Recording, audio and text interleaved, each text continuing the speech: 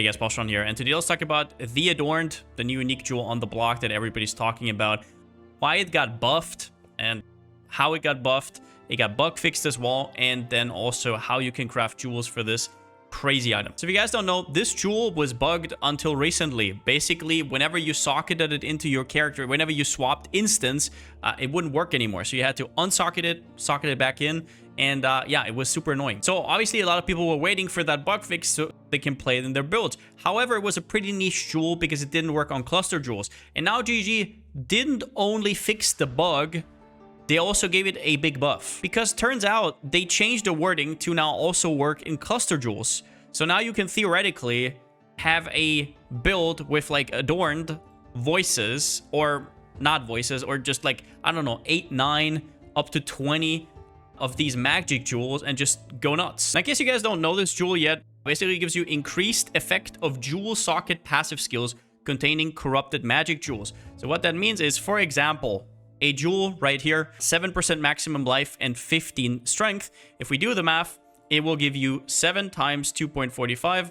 It gets always rounded down. So 17% life, and then the strength, same thing, 15 times 2.45. 36 strength. It doesn't really stop there though, because you can also get good implicits. So in this case, for example, the 9% global critical strike chance would also be increased up to 22. And you can get some pretty damn good implicits. More on that in the crafting section. Now, this jewel on first glance might not be that impressive before you start PoBing it. Very often what happens on jewels is you have one very good prefix and one very good suffix, and then you fill it with something like, I don't know. For example, you have one good crit multi and then you have one bad crit multi. In this case, you get only the good crit multi, but you also get more than double the effect. Now, these are currently very expensive depending on the roll range. They go from 50% to all the way to 150. I snagged this one actually, I think on day 3 or day 4, because I knew I would do something with it down the line, but I didn't think it would get buffed like this. So yeah, prices did explode. However, just know that there's a reason for that. If I had to throw out a number, I would say that probably more than half of every endgame build should have one of those if you actually truly want to min-max your character, and that gives a lot of exciting opportunities. For example, right here in a strength stacker, I think there is actually 0 chance you would not run it. In fact, just to make you understand just how good these jewels are, I actually had to cut my Forbidden Flesh, Forbidden Flame, because it just could not keep up with 2 magic jewels that are actually min-max. Now, while these jewels get ridiculously expensive towards the top end, all the way up to a perfect one being around about 200 divines right now, I want to quickly grab this opportunity to show you that there's some breakpoints that you have to think about. Basically, you have to think about which mods you want before you start crafting. Let's talk about how you get to having an Adorned setup in your build. First up, you have to actually make sure that it fits into your build. If you have a lot of unique jewels, it's probably not going to be very good. Now, my take is usually with this that if you can have 3 or more of these on top of the Adorned, it is worth it. And if you can fit in 4 or 5, it gets incredibly, incredibly strong. But okay, that is the easiest thing, right? The second thing is though, you have to get the right Adorned roll. Now, obviously, in a perfect world, you would want a 150 roll, but you might not have the funds for that. And they are probably going to get bought up anyways over time. But there are certain breakpoints for the jewels, and this is why it's important to kind of think about what kind of mods you want on your jewels to begin with. Because Path of Exile always rounds down. So for example, I will show you this right here. Let's say you want a lot of 7% life on your jewels. Let's say you have a jewel with 142%. What will happen is you have 7 times 2.42, and you will see, oof, I'm almost at that 17% mark. And sure, you might say that's not a big deal, but over a ton of jewels, and if you're min-maxing, it is actually a big deal. And this 1% jump from a Adorned that is 142 or 143% might not even be anything. It might actually be the same, like it might be like 1 or 2 divines more. So these are the breakpoints that I could make out with my big math. And this is basically just, let's say for example, 8. So if you have a perfect roll, a breakpoint would be for your 8. So for example, right here, I have 8% increased attack speed with wands. That would go to 20 instead of 19. There's obviously a reason these are so expensive, because 2, 4, 6, and 8 does occur quite a bit. However, a very important breakpoint as well is the 7, for example, for the 7% maximum life, but also for dot multi that isn't perfectly rolled. You don't always get the perfect roll. Roll range is 6 to 8, so sometimes you roll the 7. So 143, in my opinion, is a pretty big breakpoint as well. 140 is important for the 5s. For example, if I did have a 5% attack speed right here, I only have a 4%, but if it was 5, then it would go 1 higher. Once again, just to show you what I mean, 5 times 2.4 equals 12. And if I had 2.39, it would be a little bit less, and it gets rounded down all the way to 11. And then if you're kind of on a budget setup, the 134% is also quite good because it has the breakpoints of 3, 6, and 9 is not that relevant usually unless you're, for example, a mana stacker. But yeah, 3 and 6 are usually just magic jewels that don't have the perfect roll. And that's fine. Maybe you don't have the perfect ones. That's probably the case already if you're going to buy a jewel like this. Number 3, get yourself jewel bases, and a lot of them. The reason I say a lot of them is because Adorned only works with corrupted jewels. And as you can see right here, these are my leftovers. These are basically the jewels that I can kind of choose from. And I started out with around about 40. Some of them turned rare and some of them turned into these uniques. That is a possibility, but more on that later. So there are 2 ways to do this. The first one is the more budget way, right? You're not really min-max oriented. You just want to get a lot out of your Adorned, or you just cannot be asked to, right? Then you just take normal jewels and you basically roll for that on the rolling in a second. But if you want to truly min-max, you will most likely go for jewels with synthesized implicits. Now, you might be saying this is not that big of a deal. For example, if you look at this implicit right here, you might be saying, oh, 2% attack speed. I mean, I don't really care. But actually, it is 4% attack speed, and 4% attack speed is almost another mod. It's basically another mod on a normal jewel that you would have. Multiply that over 6 or 7 jewels, and all of a sudden, you have, I don't know, 14% attack speed. So this very much matters. This kind of min-maxing is what gets rewarded with this jewel. Now, the way you can find these is basically this PoEDB jewel synthesized implicits. I'll just link it down in the description, and you can look through these synthesized implicits here and then search for them on trade. Some very spicy ones, especially for attack-based builds, are these 3%ers right here. So there is actually up to 3% attack speed with certain things: axes, swords, bows, right, wands, all of those things, and 3 will turn into 7 if you have enough percentage on your jewel. 7% attack speed just for the implicit, ridiculous. Same thing with mine throwing speed and also trap throwing speed. These are crazy good. It's a very sought after stat. But there's a ton more. There's cast speed, there's movement speed, there's everything your heart desires. Just look through them. Also stats for stackers. And like I said, make sure that you get a lot of these bases. You can basically say that half of them are going to break. Now, there's another step here though, because if you're on a budget, you're basically done. However, if you're doing this and you have the synthesized implicits, I have item sells much more to vendors, and that is basically from this gilded fossil right here. So the reason I put this on my jewels and I put this implicit on my jewels before I corrupt them is in case I get a corruption mod, it will now overwrite one of my implicits. If I only have one implicit, let's for example say that I only had the 2% increased attack speed and I hit that corruption, then that attack speed is gone. However, if I have another line here, it can actually overwrite the item sells for much more to vendors, and then you have the attack speed and the new mod. And that would then look something like this. For example, here I had attack speed with wands, which is a very important mod here, and I don't want it to brick. So I had that item sells for much more, and then it didn't brick because it hit that mod with the ignite duration. So if you have synthesized implicits on your jewels, definitely use a gilded fossil. It's basically free. And if you're on a budget, there's no reason to, because adding an extra implicit is not going to take away from anything, so you're just wasting your money. All right, so now you basically bought your Adorned, you thought about everything, you have your jewels, and you're ready to go. What do you need before you can start alt spamming? The answer is you need a Regex that actually fits the mods that you need. Now, you're going to go crazy like I did today on stream over on twitch.tv/Palsteron. We crafted these basically for 4 hours. I went way too ham than you actually have to.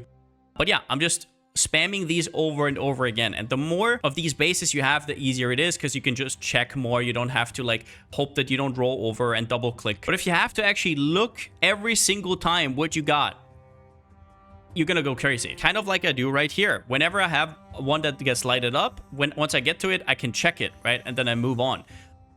And the way you make this is with PoEDB. So now you have to decide, okay, what jewel am I even gonna craft on? For example, I did a Cobalt jewel. You go to Cobalt Jewel, and the reason I do this is because it has attack speed with wands, which I can't get anywhere else. Now, when you're crafting these, make sure that there's at least 6, 7, 8 mods that you actually want, and it's not just 2 mods. Otherwise, you're gonna go crazy. So make sure, for example, that if you are fine with attack speed, you could also be fine with attack and cast speed, right? If that attack and cast speed exactly rolls 4, you're obviously not gonna divine it. It's not worth it. But if it hits 4, it's the same as a mid-roll on the attack speed. So think about stuff like that, for example. Or if you're a strength stacker, you're like, okay, I can go strength, but maybe I can also incorporate strength and intelligence, even though the strength is lower. But okay, let's say you need attack speed with wands. Let's see attack speed with wands right here. The thing is, if you just type in wands in this regex, it's not going to work because it's going to show you damage with wands, cast speed while holding a wand or whatever weird stuff. So what you want is click on this and then look at the mod name, and that is jinxing. Since we're using magic jewels, those names will actually show up. And as you can see right here, that is actually in my regex right here as jinx. Now, vivid, for example, is percentage maximum life. Of strength, I think is just +2 strength. Order, I can't remember, I think it was chaos res or something. Off resist is all resistance, and berserking is percentage attack speed. Now, as you see, you don't have to write these out. For example, of jinxed, I just put in jinx, and that is because there's no other mod that could overlap with that. But for example, if I cut vivid to viv, I think there's another mod that's called Viv Insect, and then there's another mod that will show up that you actually don't want. So you have to play around with this a little bit. Usually, if there's stuff that's called of something, you can cut off the O. I think almost always. So that's a good one. And yeah, you just have to get creative with this because you can only fit 50 characters in the search bar. And also make sure to put these in quotation marks and don't have any space in between. Actually, I'm not 100% sure if you can put spaces, but why would you? Because you only have 50 characters. Now, I'm sure I said maybe something wrong here. I'm not a regex expert. I'm just a user. But at this point, you basically have this going. You have made your regex. Now you copy it into your search bar, and you're at number 5, which is the most tedious one. I actually had a lot of fun with it, but for some people, it's very tedious. You have to spam alts and augs. And I mean, it's pretty simple. I can link you the Twitch VOD in the description down below, but you just put all the alts in here. I think in total, I actually wasted like 30k alts, but that is because I was very, very exact with the kind of jewels that I wanted. So I was definitely a lot pickier than some people should be. But as you can see right here, I'm just spamming endlessly. Here are restocked. And yeah, you just alt away. Whenever it lights up, you're auging it. So you can see if you get a second mod, that's good. And then, yeah, you kind of have to decide which ones you keep and which one you don't. And then at the end, there's nothing left than corrupt the jewels. Now, in my personal opinion, there's no real reason to double corrupt them. There is a few exceptions. For example, if you have a triple synthesized implicit and 2 of them are really bad, and you add the item sells for more to vendors, so let's say there was like 4 implicits here, then I think it could be worth it for the absolute GG jewel. However, for everything else, you're just risking that one implicit that's actually very good, and there isn't that many implicits that are that great. For example, sure, you can get corrupted blood, sure, you can get stuff like cannot be maimed, cannot be hindered, but these don't scale with effect, so they're not that great. And there's, I guess, a little bit of AoE, a little bit of increased damage, crit chance, but it's usually not stronger than what you already have. I guess the only jackpot would be something like mana reservation efficiency, which goes from 2 to 5 if you have a perfect jewel, or 2 to 4 if you have anything else. But that is about what you will have to do. And obviously, like you can see right here, some of them will brick into uniques or brick into rares. But for me personally, like 60 or 70% of them actually survived. I thought it was like a 50-50 because it was 25% chance to turn into unique, but I don't think that's correct. I think it kind of depends on the base type. But yeah, just to show you some of the ones that I got in the end, I got this one with attack speed, and if I need the chaos res, I have it. It's a perfect chaos res roll. I have just a ton of attack speed here. I have life, attack speed, more attack speed everywhere, and then obviously the strength jewels with the maximum life. I have 1 mana reservation jewel right here just in case I need it. Okay, so far we've talked about Adorned just being strong stat-wise, but now I want to talk about some tech stats, because if we're looking at Abyss jewels, that's just more than just stats. There are some mods in here that completely alter your build in a very positive way. Now, the main issue with Abyss jewels is that some of the prefixes are really, really bad.